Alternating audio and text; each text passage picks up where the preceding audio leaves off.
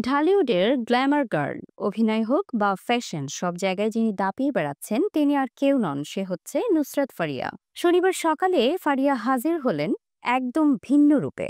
সমুদ্র পাড় থেকে পোস্ট করলেন কিছু সাহসী ছবি, কালো বিকিনি আর স্কার্টে। একদম কনফিডেন্ট ও কুল। খোলা চুল, হালকা সাজ আর হালকা গয়নায় এই লুক যেন সাহস, স্টাইল আর ফিটনেসের একদম মিশ্রণ। ছবির ক্যাপশনে ফারিয়া লিখেছেন, তোমার চোখে বেশি লাগছে, তাহলে স্ক্রল করো প্রিয়।